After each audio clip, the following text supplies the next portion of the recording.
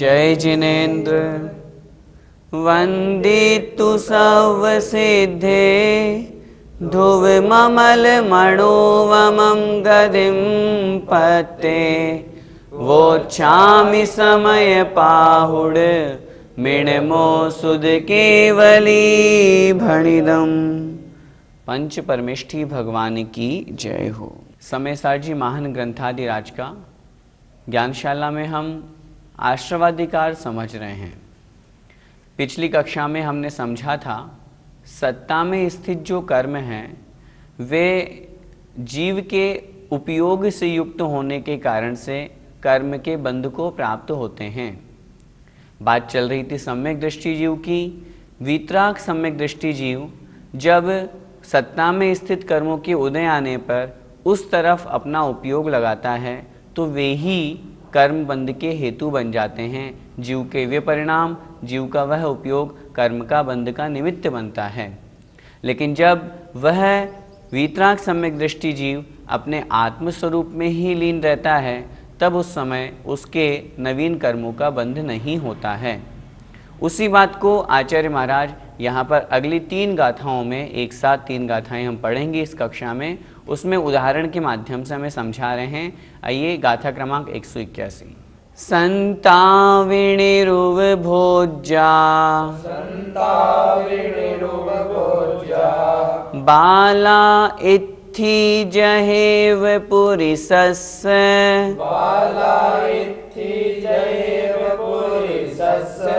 बंधदिते उव भोज्ये तरुणी इत्थि जहणरस्य। बोलिए। संताविणिरुव भोज्या बाला इत्थि जहेव पुरिसस्य बंधदिते उव भोज्ये तरुणी इत्थि जहणरस्य।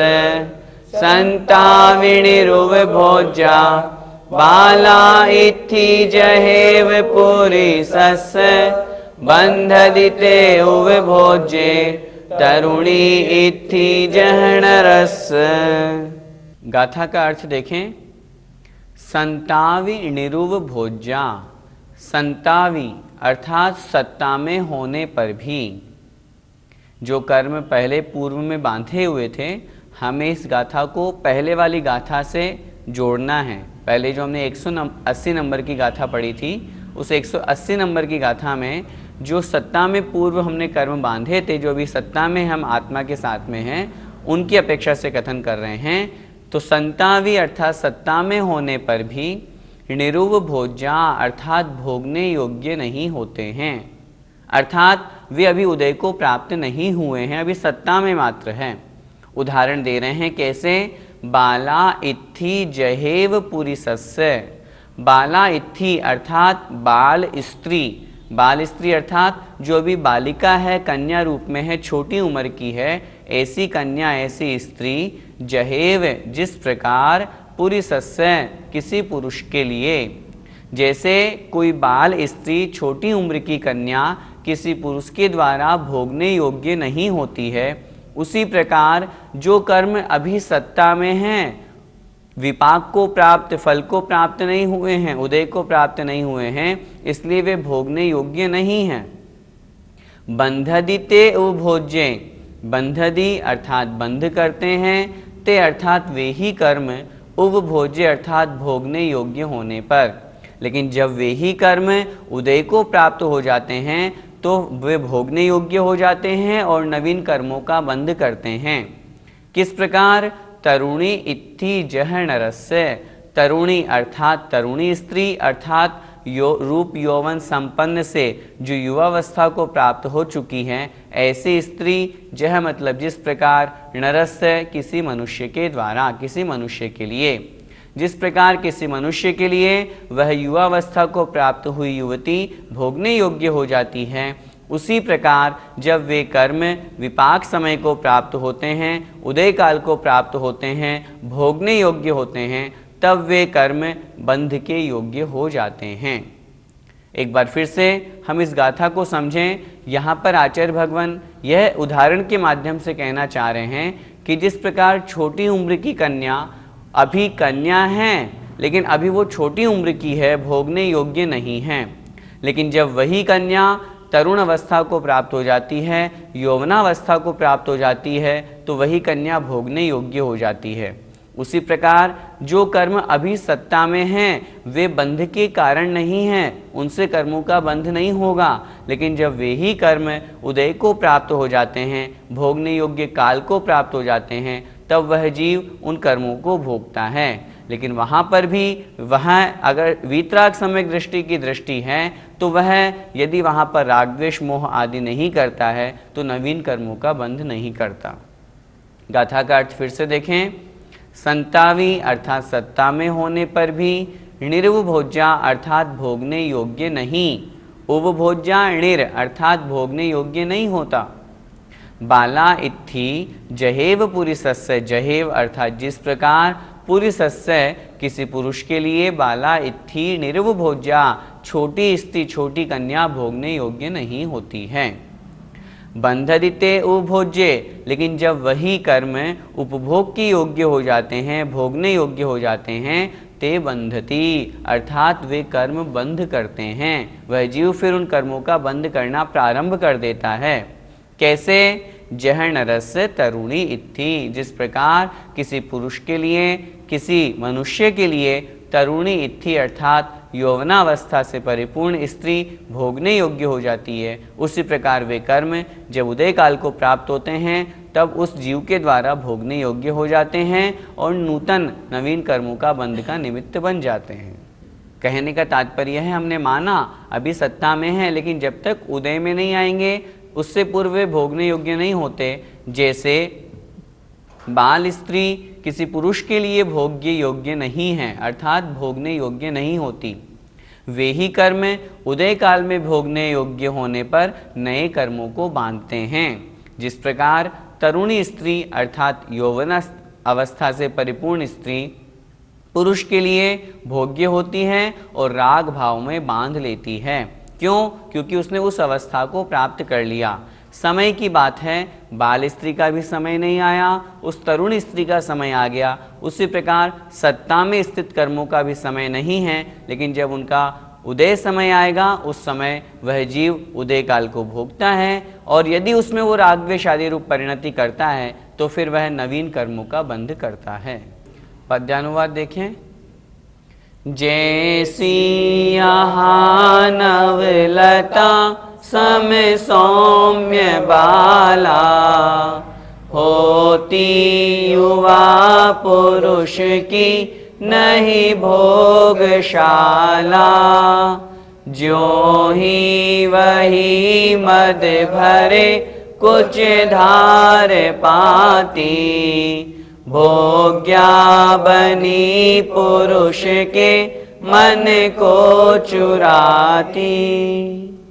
अब जो हमने गाथा पढ़ी उसी बात को अब सिद्धांत को यहाँ समझा रहे हैं, दृष्टांत को, कि उसी प्रकार से वह जीव जब कर्मों के भोगने योग्य होता है, कर्मोदय में आते हैं, उस तरफ उसका उपयोग जाता है, तो वो किस प्रकार ज्ञानावर्णादि 8 कर्मों का अथवा 7 कर्मों का बंध करता है। देखें।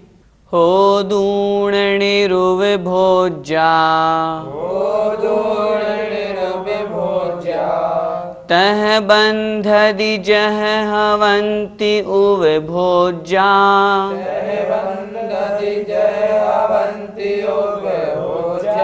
सत्तठ विहा भूदा,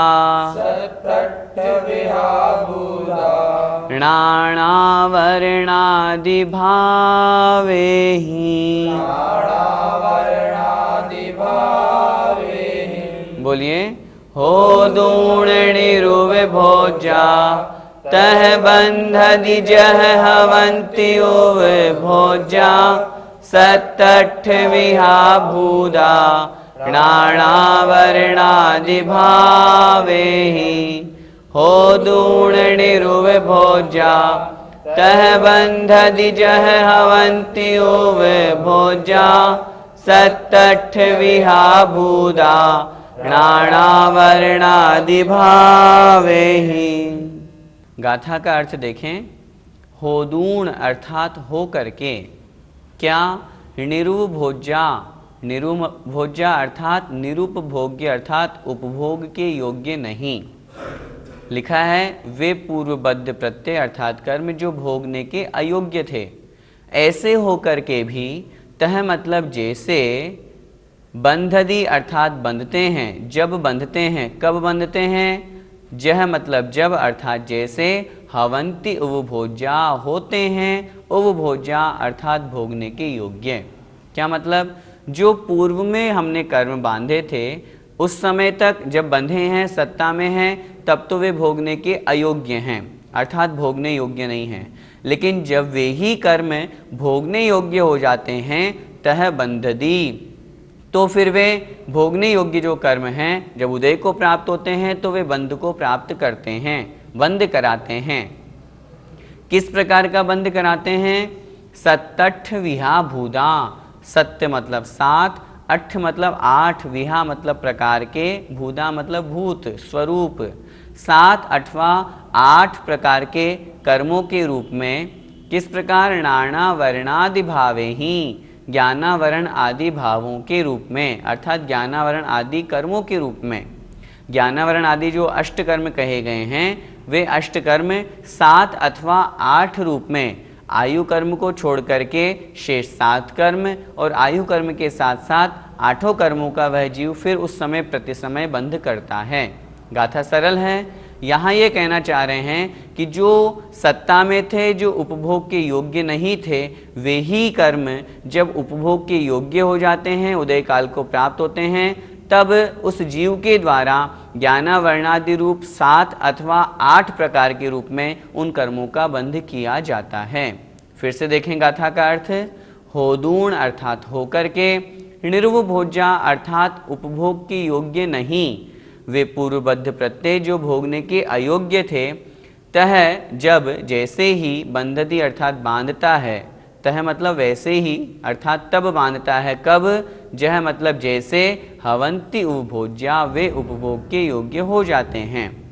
किस प्रकार बांधता है? नाना वर्णादि भावे ही सत्य अठ विहा भूदा, ज्ञानावरण आदि रूप में सात अथवा आठ प्रकार से वह उन कर्मों को बंध करता है। गाथा का भावार्थ देखें, वे पूर्वबद्ध कर्म भोगने के अयोग्य होकर, जैसे ही मतलब जिस समय भोगने योग्य होते हैं, उसी प्रकार उसी समय ज्ञानावरण आदि रूप से आयु कर्म के बिना सात कर्मों के, सात प्रकार के, और आयु कर्म के साथ में जोड़ेंगे तो आठ प्रकार के कर्मों को बांधते हैं।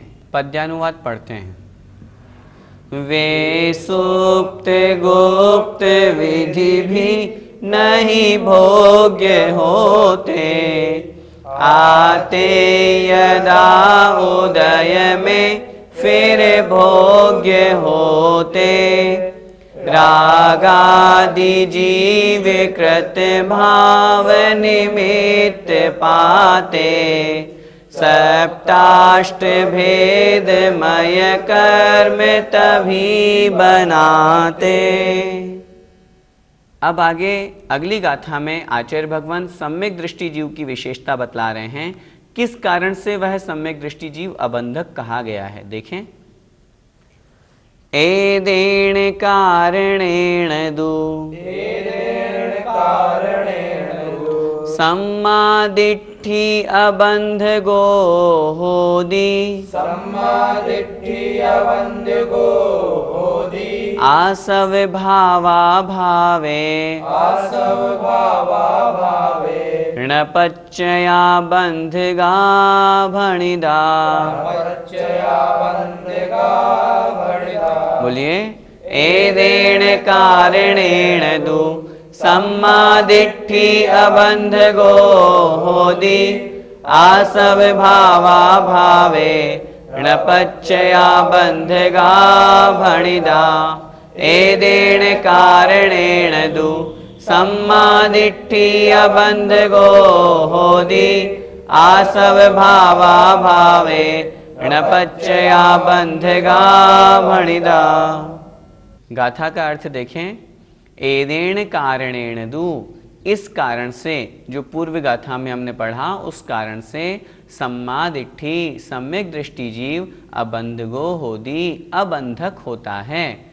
जो वीतराग सम्यक दृष्टि जीव है वह उस समय उदय में आए हुए कर्मों के प्रति राग द्वेष मोह नहीं करता, इसलिए वह जीव अबंधक होता है। किस कारण से? आसव भाव अभावे, आश्रव भावों के अभाव होने से।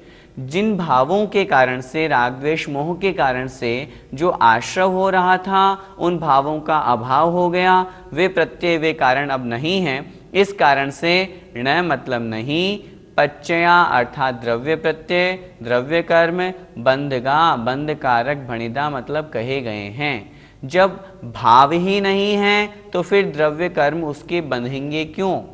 भावों के निमित्त से ही तो कर्मों का बंध होता है, और जब उन भावों का ही अभाव हो गया तो फिर वहाँ पर वह सम्यक दृष्टि जीव अबंधक हो जाता है, अर्थात नवीन कर्मों का बंध नहीं करता है। एक बार फिर से गाथा का अर्थ देखें।